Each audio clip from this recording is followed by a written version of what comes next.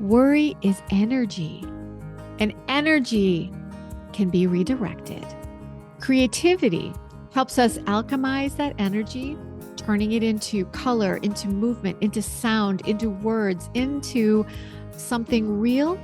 And that act of creation doesn't just help us feel better, it helps us get stronger. You're proving to yourself that you can experience and hold hard things in your life, and you can still move forward. That, my friend, that's resilience. Hello, my creative friend. Welcome to the BDI Create Today podcast. This is a podcast where we'll discover the who, what, where, when, why, and how you can be creative or have more creativity. And together, we'll explore the extraordinary impact creativity can have in your life, in your heart, mind, body, and soul.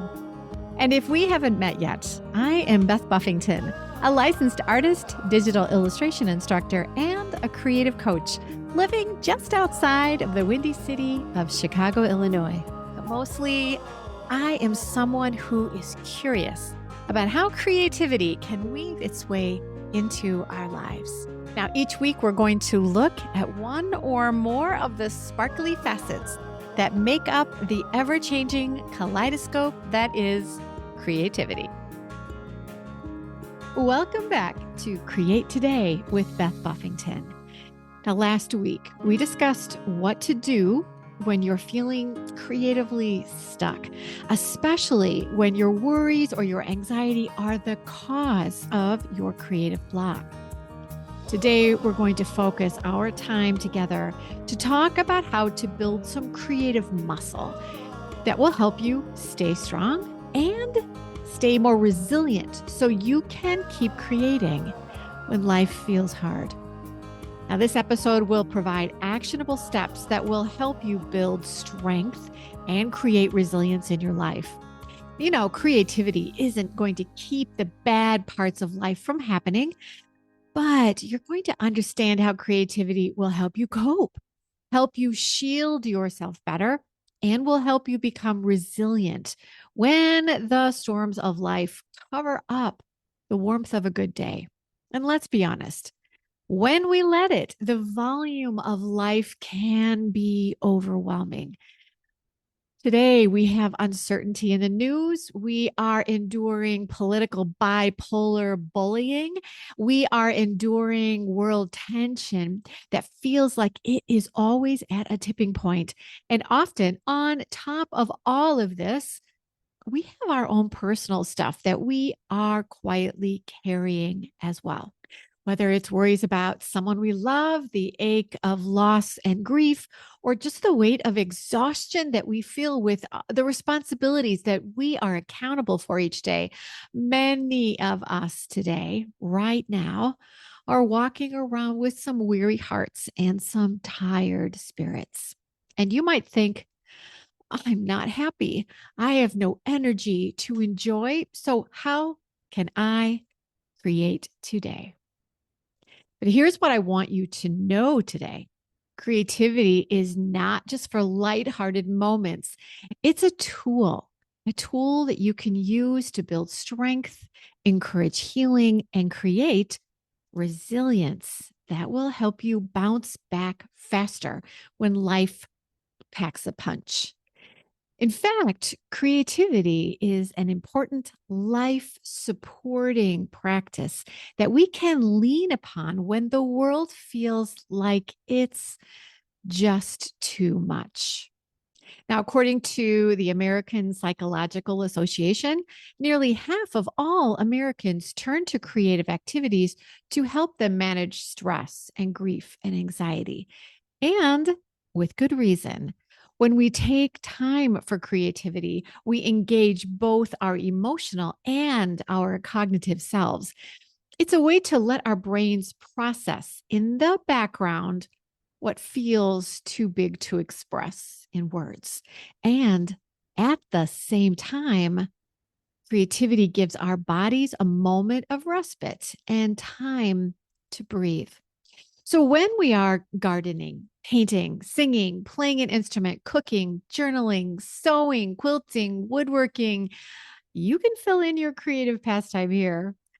Your creativity bridges emotion with action.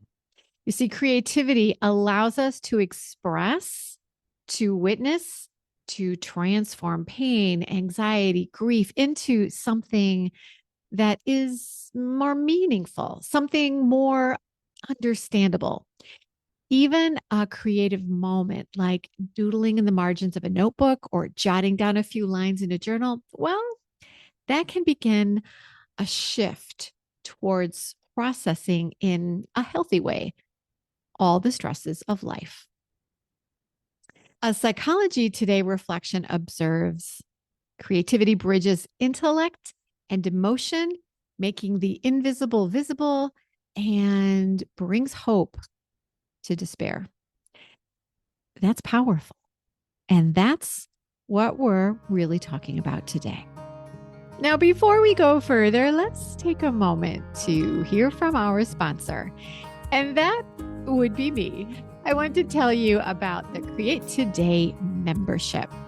This is my supportive, creative community. It's a passion of mine, and it's designed to help you keep showing up for yourself and for your creative dreams and goals. Inside the membership, you'll find workshops, guided challenges, creative resources, and a vibrant community of people just like you, people who want to grow and shape their creative dreams into attainable goals. And that is exactly what the members are enjoying right now. You're going to meet inspiring guest speakers. You'll take part in seasonal workshops, and you'll experience real transformation because creativity, it's not just about making something pretty. It's about finding your creative voice and understanding how to share this voice with the world that needs what you create. Whether you're reaching for the stars with something you've started or you're rekindling a passion, the Create Today membership is here to lift you up and help you build your creative strengths from the inside out. And you can learn more about how to join by going to www.bdi-create.today and touch on the menu up at the top, scroll down to membership, and join today. I can't wait to create today with you tomorrow.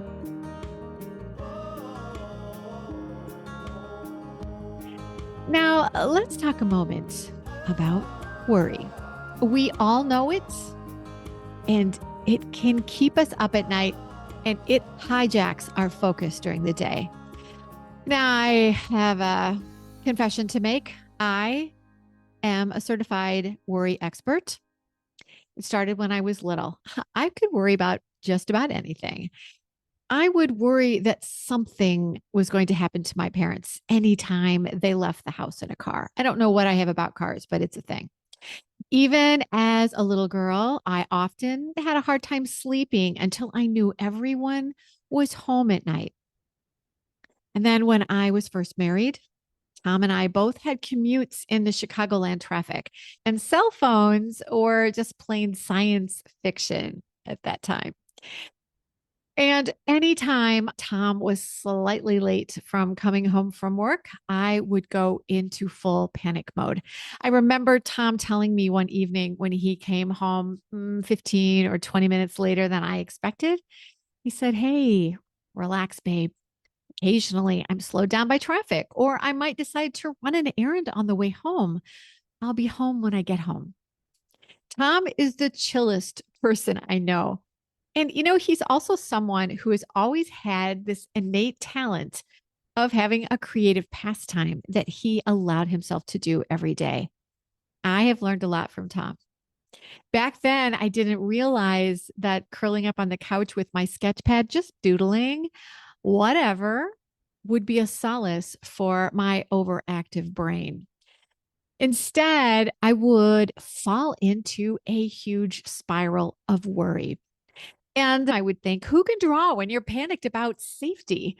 So I would become one large, gigantic, whirling, spinning cyclone of worry until Tom came home. I didn't know at that time that creativity could be a coping mechanism for me. So here's a helpful takeaway: worry is energy. I'm going to say that again. Worry is energy, and energy can be redirected. Creativity helps us alchemize that energy, turning it into color, into movement, into sound, into words, into something real, something helpful. And that act of creation doesn't just help us feel better, it helps us get stronger. It helps us cope. Think about it. Every time you take your feelings and you turn them into a sketch, a story, or even just choosing a color palette that might describe your mood, or going out into your garden and digging a hole for a new plant, you're building your own emotional literacy through that creative act. You're proving to yourself that you can experience and hold hard things in your life and you can still move forward. That, my friend, that's resilience. Now, let's discuss how to build strength through just simple things, really simple things. I've spoken with many creatives who have told me, Beth, when I am in a difficult season, sometimes the idea of creating, it feels like too much. Just like newlywed Beth living in the big city of Chicago, worrying about her husband being late from work. And if you're not in your head thinking, yeah, I feel like that too. Here's a solution. Here's the secret. Start small. And I mean small. Tiny acts of creativity still count. A 3-minute doodle, a 1-paragraph journal entry, creating a Pinterest pinboard of things that just make you happy when you see them, singing to your dog, dancing to your favorite song. And this can be a sad or an uplifting song. Dance to whatever is calling to you right now. Or buy yourself flowers to arrange in, that pretty vase that you never use. This is a beautiful act to give to yourself. I buy a bouquet of flowers from Trader Joe's and they last nearly 2 weeks. I love arranging the flowers and I love looking at them each day. They are a micro creative gift to myself. And you can also find a quiet creative moment by having coffee in a mug that you only reserve for when you're having that special entertaining occasion. I personally find dishes really creative. And my friend, what I've discovered is life is short. So get out the good dishes and feel special today. How many of you have a grandma who had dishes that were always in her dish cabinet and you never remember them ever getting used? Dishes are fun to use. Use them and feel creative while you do it. Now, doing any of these small micro bursts of creative fun, when you do them, allow yourself a moment to process, to think, to reflect. Because even these small micro moments of creativity, they allow you to take the energy that you had given to worry and stress and anxiety, grief and doubt, and then you can redirect or rechannel this energy into a creative action, even if it's a small microburst. And over time, the magic happens when you do this consistently, because this is what will build the strength and resilience that you are craving. You will begin to build this strength by realizing that you can redirect this downward spiraling focus of worry and instead use this energy, because it takes a lot to worry, a lot of energy. You can use this energy you were wasting on things that were out of your control and you can move them to things you can control. And while you're being creative, this gives your brain time to look and reflect on your worries in a more sensible way, and it will be able to process and deal with them more reasonably. Or you may even realize that the worries you have will probably not become reality, or that they aren't going to be as bad as what you've been worrying about. And if you're thinking, Beth, I'm not creative, so I don't think creativity is going to be that helpful for me. There's a quote I love that I want to share with you. You don't have to create a masterpiece. You just have to start. You see, the simple act of starting, of showing up for yourself in that tiny way, builds creative and emotional muscle. Now, let's take another quick break to hear a word from our sponsor, and that's still me. If you're looking for a gentle way to return to creativity or start something creative when life feels overwhelming, let me invite you to my Doodle Meditation Workshop. This is a self-paced, welcoming workshop designed to help you establish a 15-minute daily creative practice that you can do while you're having your morning coffee or your morning tea. And it is super simple just by doing some mindful doodling. You don't need to be an artist. You just need a pen or a pencil and a few minutes. It's relaxing, it's expressive, and it's a proven way to calm your nervous system and reconnect with your inner world. Many of our participants have shared how this practice helped them move through grief or stress or burnout, or to reach goals with more clarity and more peace. Now, this workshop, my friend, it is only $29, and it comes with a meditation guide. So register today at www.bdi-create.today. Click on menu that's up at the upper right-hand corner and choose events. Give yourself the gift of doodling to find peace, because you deserve it. We've talked about the science behind how you can channel your worry energy into creative energy that will then in turn help build strength and resilience through a consistent practice of allowing yourself to create, right? So you might be thinking, well, that's great, Beth, but remember, I am not feeling creative. The world has me doing that downward spiral. So how can I redirect my energy to create a healthier and happier me? Well, my friend, you know I love a good list. Here's a list of 6 creative explorations that will build resilience. Now, these are simple, easy ways to introduce creativity into your life without having to feel inspired, without feeling like you need a lot of artistic talent, and without having to dedicate hours towards a creative pastime. Number 1, start a daily doodle journal. Just take 5 to 15 minutes to doodle whatever comes to mind: shapes, faces, lines, or symbols. Doodling, my friend, is a worldwide innate skill that everyone possesses. It's not about art. It's about release and reflection. You can add a few words or a mood title if you'd like, but just let your imagination wander and don't work to create perfection. Just create. And if you need a boost to get this fun creative act started, like I've mentioned before, just sign up for my Doodle Meditation Workshop. This is a grand way to start a consistent and easy creative habit that will be incredibly beneficial to lean on those days when the world is just dealing out a bad hand. Number 2, make a strength playlist.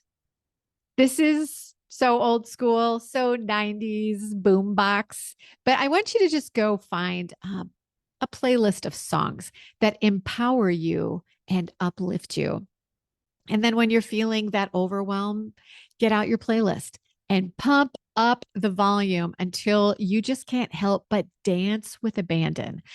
Allow yourself to wade into the emotions that you're feeling and ride into the elation that the music is going to provide you. Number 3, visualize an emotion. So this one's super fun and a little bit abstract, but totally cool and easy to do. So I want you to pick a difficult emotion, one that's weighing you down right now. Is it worry? Is it grief? Is it confusion? Name it. Give it a name. And then ask yourself if this feeling, if this emotion had a shape, a color, or a texture, what would it look like? And then I want you to paint it or sketch it, or maybe make a color palette to describe it, or find music that matches it, or journal your thoughts about it. However, you choose to express this emotion, create without judgment, and let the act of expression be your release. Number 4, create a pocket poem. So I want you to write a short poem or mantra that reflects the resilience that you seek, and keep it in your wallet or tape it to a mirror or a place where you'll be able to see it and reflect upon it as you walk by. And then every now and again, I want you to rewrite it, maybe on some different paper with a different pen or a different color, because occasionally you're just going to need to renew the strength that that message is giving you, because it doesn't take long before you just see stuff and you forget to really look at it. And if writing isn't your wheelhouse, go to Pinterest and search for quotes that touch your heart. And then write down that sentiment and keep it in places where your brain will touch upon it so that you can reflect and process those emotions. Number 5, sculpt with your hands using clay or dough. Some of this is easy to make and all of it is easy to purchase. Or consider using your children's Play-Doh, but get something malleable. Malleable? Something that you can squish. Every now and again, words, they're hard. Sculpt something symbolic like a heart, a flame, or your spirit animal, something that represents the emotion that you're having right now, or the strength that you are wanting to build. And then let your hands guide your process, because your hands won't need words. And again, my friend, no judgment about perfection. If you're the only one that knows you've sculpted a fox, that's okay. This is not for anyone else. This is just for you. So no judgment. Number 6, make a worry box. Decorate a small box or a container. And each time a worry creeps in, I want you to write it down and then place the worry inside the box. This is going to give your mind permission to set the worry aside. And you're doing this creatively. And then every few weeks, I want you to take a peek inside the box and review. Many times you're going to realize that a worry you had, well, it never really happened. Or it did happen, but it wasn't as devastating as you had imagined. I don't know about you, but my imagination, it runs wild and it typically over imagines. I used to do this worry box with my girls when they were growing up because I understood worry and I understood how it could keep you from sleeping. So if they had a worry that was keeping them up at night, we would write their worry on a slip of paper and we would put it into a pretty container that I kept on a shelf. We would pretend that the worry was completely given over to the paper, relieving my daughter of their worry for that night so she could sleep. And then after whatever was causing their worry or fear, like a test they were really nervous about. I remember one time it was babysitting for the first time. I mean, that's always kind of scary. Sometimes it was problems with friends, etc. After whatever that event was over, we would pull the worry out of the box to see if things were as bad as they had imagined.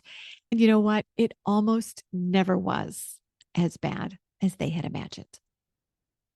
So here's what I want you to walk away with today. Your creativity is not frivolous. It's foundational. It's not just self expression, it's self restoration. It's how you remind yourself of who you are when life feels heavy or uncertain. And you, my friend, are stronger than you think. You might just have your incredible energy directed at things that are not helping you navigate joyfully through life. Discovering how to redirect your energy, as we've discussed, can start with little microbursts of creativity, like fresh flowers, dancing, singing with your dog. And you can easily start a consistent habit by employing one or more of the 6 ways that we listed that you can build creative resilience. And the best part, you don't need to wait until you feel better or feel stronger or even have more time to get this started. And you don't need to have clever artistic skills to reap these creative benefits. You just need to know that you need to start. So take a breath, get out that sketch pad, find some clay, turn up the music. Let your heart speak through your expression with color or shape or sound. Because every time you choose to create during the dark moments when life sends a storm, every time you choose to create, you build a deeper, stronger, more rooted version of yourself. And I think more of the people throughout the world need to know about these microbursts of creativity. Imagine our world if more people would just let their creativity be part of their daily life. Thank you so much for joining me today for Create Today with Beth Buffington. If this episode resonated with you, I would love for you to leave a review or share it with a friend who needs to hear this creative message. And remember, you're not alone. Your strength, your energy, it isn't gone. It just might need some redirection. So put your energy into painting, gardening, sewing, dancing, writing, drawing, cooking, wood carving. No matter where you choose to direct your energy, my one wish for you, as always, is stay creative, my friend.